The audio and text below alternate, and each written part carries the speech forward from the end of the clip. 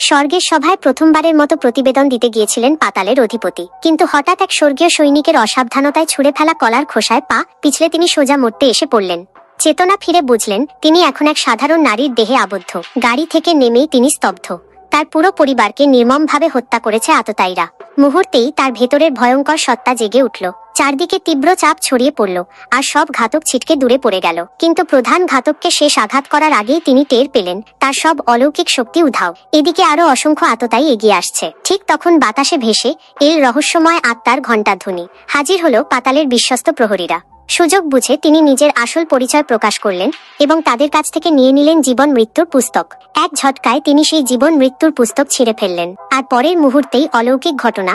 মৃত পরিবার সদস্যরা একে একে চোখ মেলে জেগে উঠল। এবার খেলা পুরো বদলে গেছে। যারা মৃত্যু বয়ে এনেছিল তাদের সামনে দাঁড়িয়ে আছে মৃত্যুর প্রকৃত অধিপতি। বন্ধুরা, ভিডিওটি ভালো লাগলে কমেন্টে জানাও।